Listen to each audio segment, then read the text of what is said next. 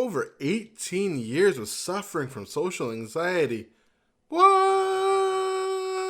Welcome to the Joyous Expansion Podcast. I'm your host, Brett Dupree, scouring the globe to bring you stories of courage, passion, and resilience. If I could sum up this podcast into one word, I would use empathy. Now let's get inspired. Welcome to the Joyous Expansion Podcast. I am your host, Brett Dupree, the Joyous Expansion Life Coach himself. Today, there is no guest, and that's fine. Or as Kyle Cease would say, there is no guest, and I love that.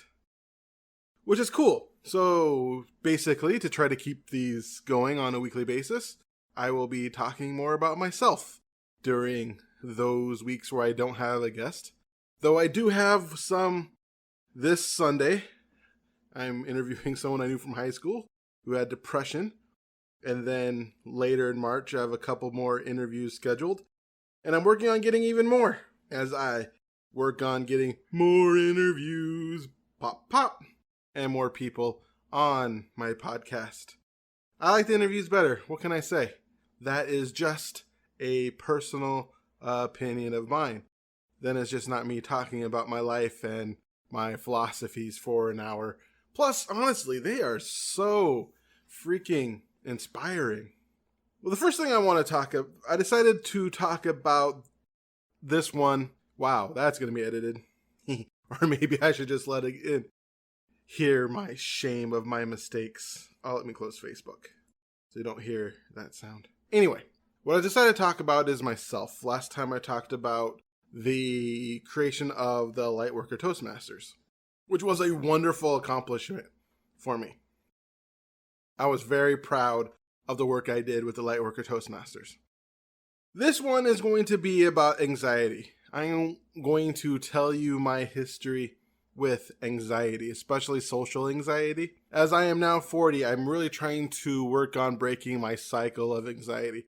Basically, I do amazing for about 6 months and then crash about 6 months. And I notice it on how much I'm working on my business and my dream and what I want to do, and how well I'm doing with my weight. And a lot of times it is this feeling of not being in control or uncertainty, which the therapist nailed, but then again, I believe I also told her. And my goal is to break that cycle this year. And one of the ways I'm using is my podcast, because I love sharing about myself. I love sharing with others. And when I think about my joys in life, it is really being in a group of people. And this is a safe way to do it without actually, being in a group of people and connecting one-on-one. But that's the truth. I actually don't like journaling. There's just something about it that feels too much myself and maybe selfish. I just don't like it. But what I do like is blogging, and I do like talking about myself to a microphone and recording it and sharing it. I actually find this more therapeutic than journaling. So this is going to be my story with anxiety. I've been working on my anxiety for years, especially social anxiety. As if you've heard anything of mine or seen me on YouTube where I talk about my anxiety, my social anxiety was my big push towards personal development. I was stuck in what I like to call a prison of fear. Basically, everybody was looking at me, and I was trying to explain it to my sister. My sister, her name is Tasha, who has no anxiety. She's the exact opposite of me. In fact, when people meet us, that's when my friends meet my sister, Tasha, almost the first thing they all say is, "Wow, she is the opposite of you." Which is true. But we get along. We actually have a pretty good relationship. We still loved each other. We didn't have many fights, only when things got really bad. With our parents, did we have fights? Hope that's not too loud in the background. It feels too loud. Anyway, only when things are bad did we have fights. Basically, the way I explained it to her is, imagine that you're in a room full of people and everyone's paying attention to every little thing you do, and no matter what you do, it's wrong. I believe that's just, at least for me, the best way to explain my social anxiety. Just being in a group of people was exhausting because I didn't want to look like a fool in front of people. I didn't I constantly worried about what people said to me. In fact, I did a speech on anxiety, and my buddy Andy Dooley, the brother of Mike Dooley, was helping me. He's also an amazing coach, speaker, and all those fun things. In that speech, I was telling people about things I would do because my anxiety was so bad. And he talked about like how it sounds like I'm exaggerating and that people won't believe me. The reality is I wasn't exaggerating. I remember when I first started online, which was ICQ, to show how old I am. If you remember ICQ, give me a pop or a review that says I love ICQ in iTunes. That would really confuse people. The way I would actually talk to women was to look away from the keyboard because it was like someone else was talking to them. It wasn't me who was talking to them. And I'm not joking, I did that. I had this incident in college where this woman who was gorgeous, beautiful, nice, told me she liked me, and all I could say was that's good and run away. And I thought about that and beat myself up about that for at least 5 years. But honestly, I think that was longer. I think that was closer. I don't think I stopped beating myself up on that until I was about 26. So I think that was more like 7 or 8 years of thinking about that moment and wondering what if. I'm sure she's forgotten about it. Just a moment of someone rejecting her, not because he didn't like her back, but because he was afraid to get into a relationship with women. Basically, my anxiety was mostly due with women, but it also did with men as well. Pretty much anyone who would talk to me. It pretty much started when I was young. My parents separated, and I don't need to go into exact details, but I felt abandoned by my mother. I used to think that was the reason for my problems, but the more I thought about it and looked in my past, I noticed that was more of a incident that was big and it did cause issues. But also, there were other things. There was just many small incidences that reinforced that negativity, that reinforced that problem. The fact that I lived in a family that didn't talk about emotions was an issue. We didn't talk about things. We didn't talk about problems. We kind of pushed them down. Almost emotions were bad, but you wouldn't get punished for emotion. But if you showed extreme emotion, it generally wasn't nurtured. I remember, especially after my parents got separated, we'd play board games and I would cry when I lost. And then people will tell me, well, people don't want to play board games with you if you cry when you lose. Instead of thinking that this kid's having problems controlling his emotions because he's going through something extremely emotional, and that frustration and crying because of board games is just a symptom of an underlying issue that this kid needs help. At least that's what I think now. I really could have used therapy. It's one of the reasons why I'm finally getting the courage to actually go for it right now. And now that all of my excuses are gone of having a good paying job that gives me the insurance that honestly probably makes it, I believe, probably like $30 a month, I believe. And I have an HRA, so it's just going to take it out of that. And I might be paying nothing for it if I do only so many. I don't know, but we'll see. But anyway, I guess my point is I needed help back then, and I never got it. Through many instances, I felt that I was alone, that there was no one there to help me and no one there to support me. And I constantly felt that way. And those instances in my life that reinforced that feeling were the ones that I believed. I was a very loved child. I had a lot of attention, and a lot of people liked me. But I was going through something difficult and nobody talked to me about it. Maybe a few times when I was extra sad, like when something just happened with my mom, I remember people calling me, and remember my Uncle Michael called me once crying and he was so sorry that happened to me. And I was able to feel that sadness with him. But that was rare.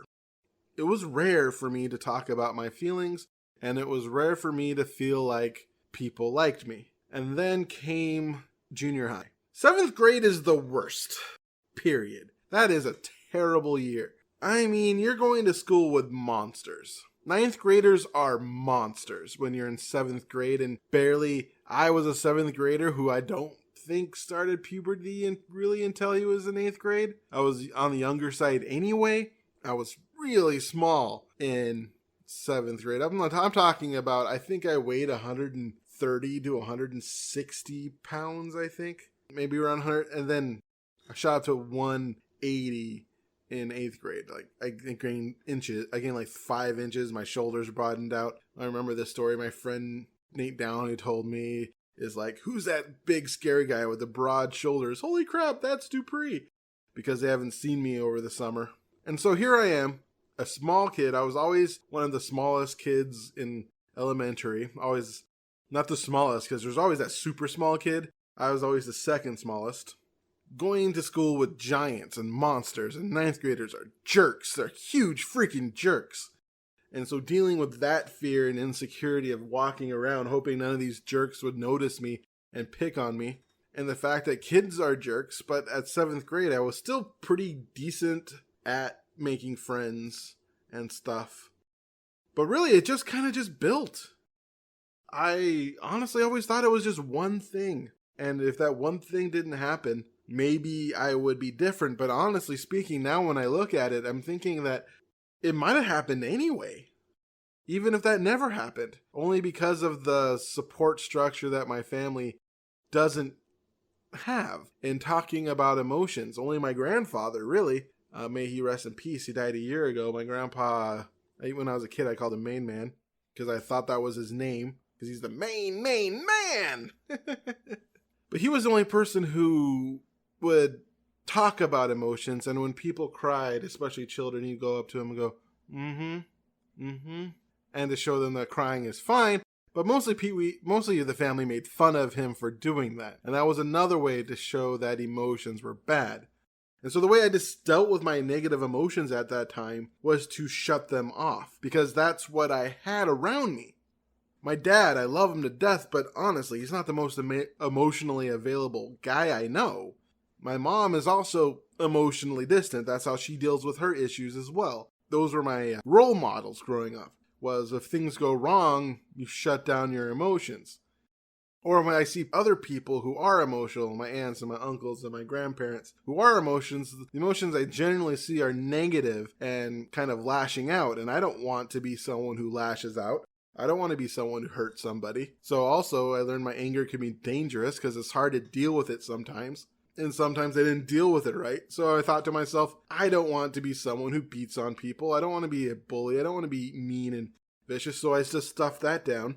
And I don't want to be judged for my emotions. So I stuffed those down. And eventually it just got worse and worse and worse. High school was also weird because I felt fine in cliques, but it was a constant. It's like, I don't know how to explain it. Because I talked to people, I talked to my friends, to anyone who knew me knew that I was kind of shy, but if they just knew what was going on in my head, I constantly came away from every interaction thinking to myself that person doesn't like me and looking for reasons why that was true. And that was constant, just constant, just constant. And the beauty about that is it's very easy to find reasons why people don't like you. It's extremely easy to find reasons, especially because high schoolers are jerks.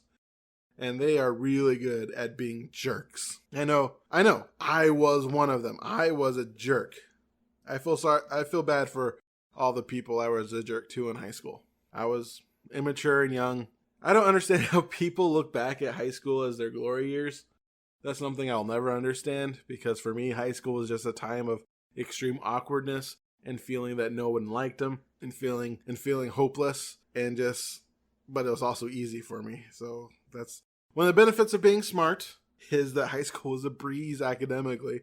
I barely put in any effort. That's why I developed my desire of minimum effort, maximum rewards, which did not serve me well in college. This whole not having to turn in homework thing, that led to me dropping out of a few classes. But basically that was high school. If it wasn't for sports, I wouldn't have gone beyond my social group because that felt safe. And I kind of developed this desire for an ideal friend. That was something I dreamed of, was finding that one person who I felt understood me, because nobody understood me. Nobody. Yeah, I also remember a couple times, I think my 6th grade, I lost a bunch of friends over something stupid and childlike, and it just sucked, honestly, losing friends. And that just added to my social anxiety. I remember once talking to my dad, or my dad talking to me. He just learned about introvert and extrovert. I remember him telling me that I'm fine because I'm an introvert, and that's why I acted the way I did. Learning about introvert and extrovert from him talking, all I can think of is, no, I am not an introvert. I showed introverted qualities because being around people drained me, and my negative thoughts just went over in my head, over and over again, just constantly. And of course, I'm not going to say anything when I'm around strangers because I feel like I'm being judged. And when I finally get the courage to say something, it's going to come off stammering because I'm thinking of how stupid they're going to think I am as I am saying it. I can see why that is introverted, especially in college. I felt I had a social cup, and just being around people, I could feel that cup fill with water, fill with water, fill with water. And once it got to the top, I was done. I could not be around people, and then I just had to be in my room, be alone, until the cup could drain out again. That's the best analogy I could find. It was tiring. Life was tiring. I was so tired all the time, non-stop. I used to make a joke to myself that the best thing and the worst thing that could happen for me was to get a girlfriend. My biggest fear was women at the time, because just wanting something from them and knowing that I can't get it type thing. Not that I didn't have relationships. I never had a girlfriend, but I had a couple of dating that did end up into too much information.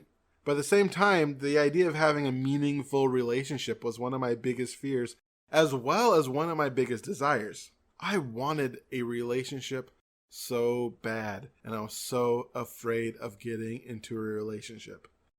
It was scary. It was freaking scary. But I wanted it because I was young, my 18s and 20s, and when you're a heterosexual, cisgender male, all I can think to myself is, man, do I want a woman? And part of me wanted a woman that would take away the pain and take away the loneliness, which of course would never happen because I would never allow myself to get close to a woman to do that. And yeah, and of course, no one could really do that, even though they can show you that you are worthy and show you what good love is. And if you're willing to make those changes, you can do it. I've switched my ideal of love, the idea that you need to love yourself before you can love another, because you can love another and then learn how to love yourself through their example. That was a big aha for me. Basically, I lived this way until I was 26 years old. Well, still longer than 26, but 26 was a big day for me. It was my 26th birthday. Basically, I looked at my life and I thought, wow, I am closer to 30 than I was 20. And I cannot live this way anymore. There has to be a change. And I decided to look up anything I can to change my life. The first place I started was pickup artists. I discovered the secret world of pickup artists because I wanted to get with women. I mean, that was one of, in my mind, my biggest problems is I can't talk to women. And when I do, I will just mess it up, and eventually my anxieties would get a hold of me. And so I just decided to learn all about that, and I read about it because that's the type of person I am. If I want to do something, I'm going to read about it first. So I read all about how to pick up women from Mystery David Data. By Mystery, I mean Mr. E. Real Social Dynamics people. A cult leader from Canada, David X, and a bunch of other people, and I listened to them all. And I loved it, but I never had the guts to put it into action. I never hired them as a coach. I just listened and read their material. And so I was always kind of afraid to do it But at the same time, it was probably for the best because there was something about it I did not like. And basically, but I learned a lot of good things from that. One of my favorite things I learned from that helped me change my life was actually something that David Data said, that nobody pays that much attention to you.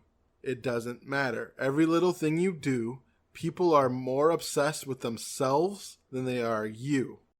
In fact, they're talking about the easiest people to pick up are attractive women because they're the most insecure because they worry so much about how they look if you go up there and do all their tricks and baubles and negging and all their BS stuff, that the hotter the woman, the better it works on, due to the fact that the hot women are so used to having everyone pay attention to them that they're paying attention to them and thus have a lower self-esteem, which might be true or might not. But basically, no one cares that much about you to think about you all the time. And that helped me. That helped me a lot. I mean, thinking about it, that most people are just as neurotic about themselves as I was. And I did not have that much energy to focus on the world around me and constantly judge people on every little thing they did. Not that I didn't judge people, but I didn't judge people enough for them to need to have anxiety over it. I was too busy thinking about myself and how much they hated me because of the various things that they do.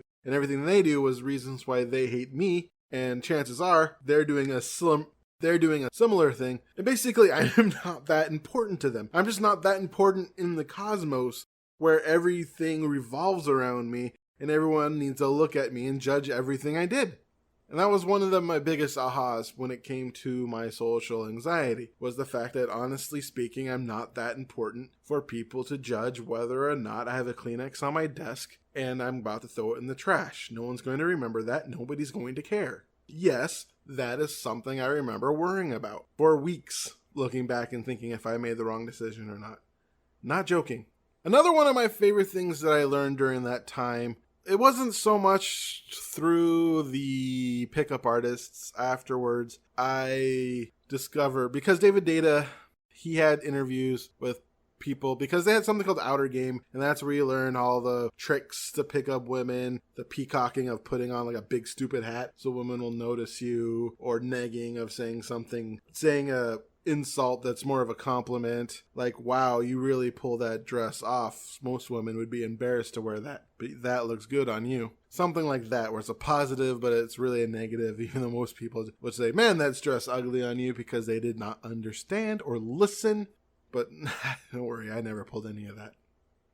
But I learned a lot of good things from there. Number one, I learned teasing, and that teasing's okay as long as it's fun ribbing and you're just having a good time, not as long as you're not putting them down, but kind of like, teasing as you would tease a friend. Basically treat a person that you want to be with like your friend and be yourself. And that was more the inner game. Inner game was becoming somebody who was so naturally attractive that women wanted to be with them. And that one excited me. That I loved. I loved the thought of that. And one of his interviews was with Tony Robbins. And so then I got a bunch of Tony Robbins things. And that led to Wayne Dyer, because he did interviews with Wayne Dyer and Deepak Chopra. And then just bam, explosion into watching The Secret from the Tony Robbins Club, to learning like all those things, doing EFT. And basically that's how my life exploded and creating who I am today. Another thing that really helped me was The Way of the Superior Man, especially for women, because a lot of that book was about working on becoming the best version of me that I can be.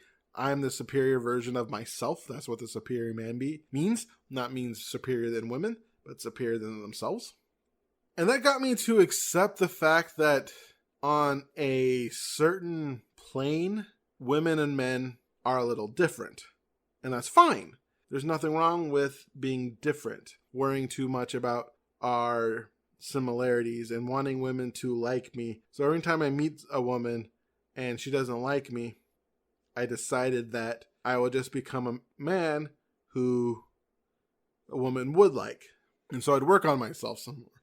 And it became more of a motivation to become a better version of me rather than a reason to beat me down. It became a reason to want to build myself up. I also created something called the Fatal Flaw, which is I am not going to be attracted to a woman if she's not attracted to me. That has to be a must on my list. That was something that helped. Another thing that helped me with my anxiety was this idea that people are doing the best they can with what they have been taught. And that helped me to forgive a lot of people, especially my mom, who I blamed a lot about, even though now, as I'm older, I don't. I see how it was mostly my issues and the environment I was in mostly, but it was also mostly my issues and I could have chosen something different. And also helped me deal with people, and if they did stuff that showed they didn't like me, then they were just doing the best they can with what they are taught. And that allowed me to let a lot go. Another thing that helped was The Work by Byron Katie. That was amazing to me because it helped me let go of the idea that people need to like me or that they even could not like me. Is that really true? Basically, the 4 questions. Is it true? Is it really true? How do you react when you think that? Who would you be if you couldn't think that thought? And going through that helped me with my anxiety a lot as well, which did a really good job of taking those thoughts that kept on spinning like a record and showing that there's other tracks and allowing me to choose other tracks. Another thing that surprisingly helped me was emotional freedom technique, EFT. And basically that's tapping the inner eye, the outer eye, under your nose, under your mouth, collarbone, sometimes that point on the side that makes you sound, like a monkey, ooh, ooh, ooh, and then like on the top of your head. There's a lot of videos on EFT, and that helps me a lot. Kind of dispelling that energy that built up over the years and help move that through. I don't know if it's a placebo. I don't know if it's complete other bull, and I don't care because it helped me. In fact, I can think of a thing it specifically helped me with. I used to not like hugging. And if you know me, you know how weird that is because you've seen me hug or hug me many times. But I used to hate hugging because being close and touching people used to be within my boundary. I used to have very, very huge just wall of boundaries, and being touched by people felt icky. In fact, there was this feeling I would get when I was vulnerable. It was like I needed to take a shower, but inside my body. I would have to wash myself from the inside, and my stomach would just pulse. I just thought this was something everyone else did until I asked somebody, and they're like, maybe they're trapping a lot of energy there because I have never heard of that. Little did I know, apparently that's a special part of me, is my stomach pulsing when I felt super vulnerable and scared. Isn't that weird? So basically, EFT, I went to, her name was Star Wright. I haven't seen her in years. I wonder how she's doing. Hope she's doing okay. And she would do Donna Eden's energy medicine type work. And then we did EFT, and we did that on hugging. And then after that, I was able to hug. Other thing that's helped me with my social anxiety was, I think it was when I was 28, I decided to take 3 classes a month.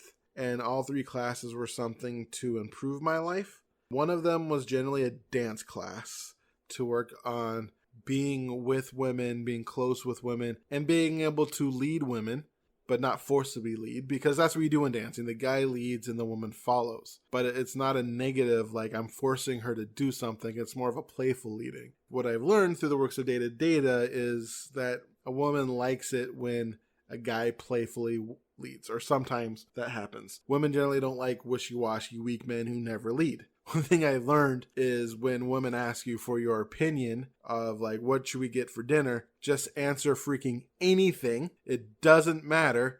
She just kind of wants something to bounce an idea about because she just can't choose. That helps her choose.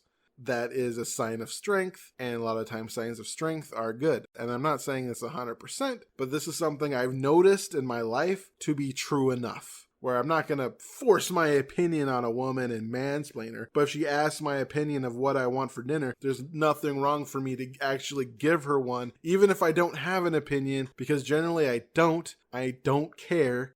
I'm not that type of person who cares about everything all the time. A lot of times I'm very go with the flow. I'm the type of person who goes on vacation and doesn't have a plan. I kind of know what I want to do, and that's it. I don't have an itinerary, which makes itinerary people just but I don't.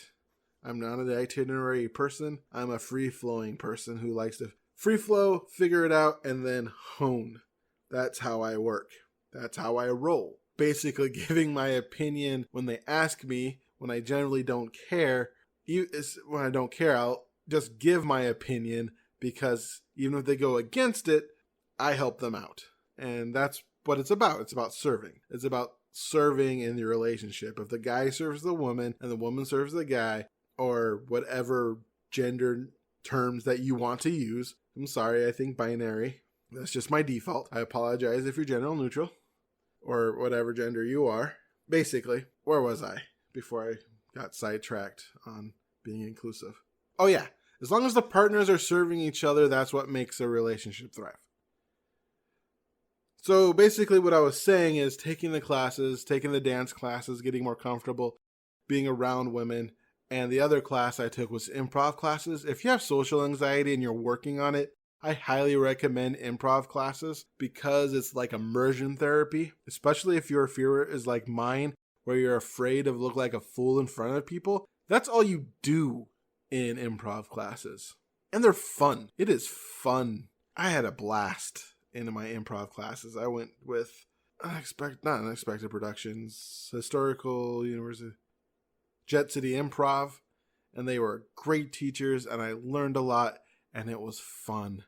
I had a blast, and that helped me a lot with my social anxiety, because I had fun pushing my boundaries and becoming bigger. I mean, that's another thing that helped, is pushing boundaries. Basically, I view boundaries like a balloon. The more you stretch it, the easier it is to stretch in the future. Sometimes it will contract. It contracted to me big time when I released my book. I will talk about that story at another time, because I don't want this one to go too long. But sometimes that does happen, and that's fine. But a lot of times, if you push your boundaries, do things that are safe, that give you the feeling of growth, that helps a lot.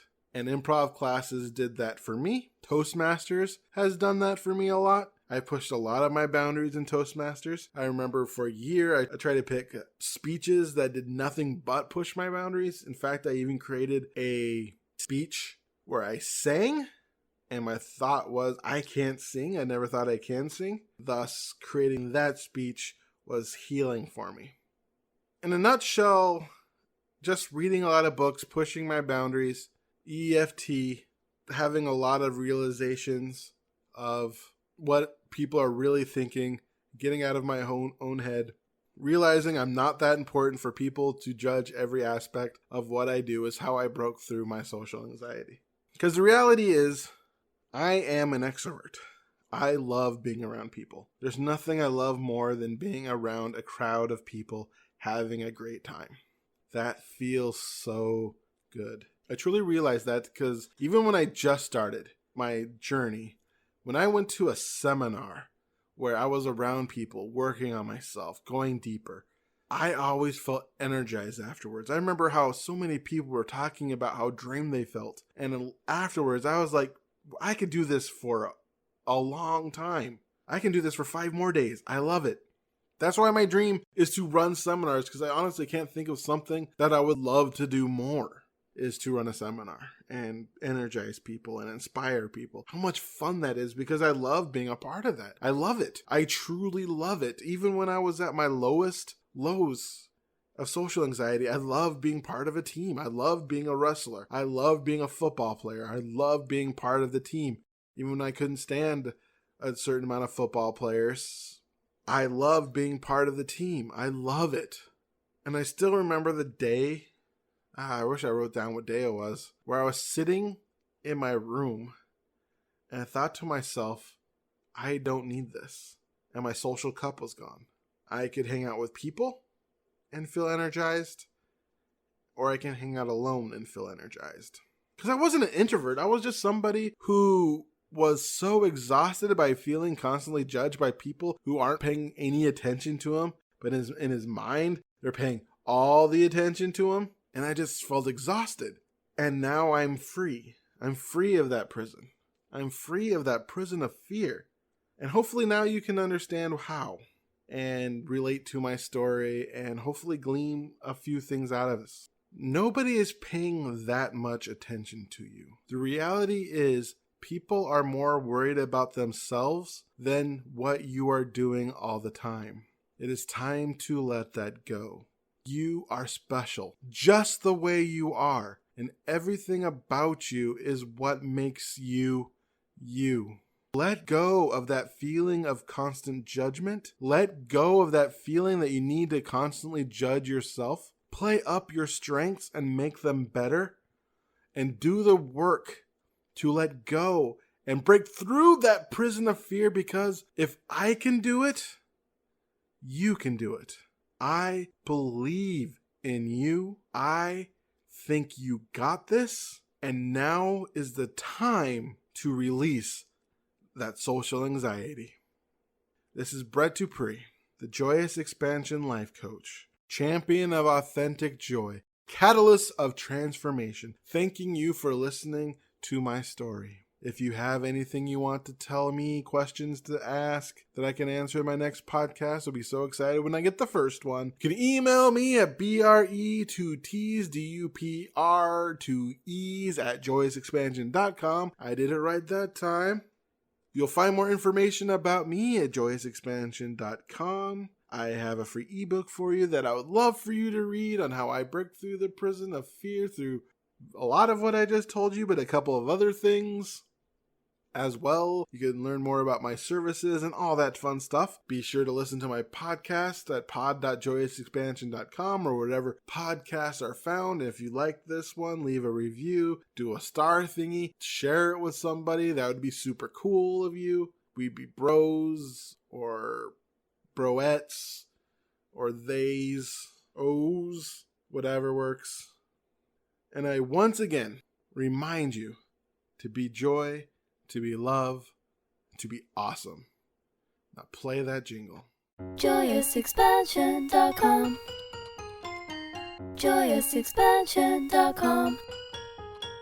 Come and say hello to Brett Dupree.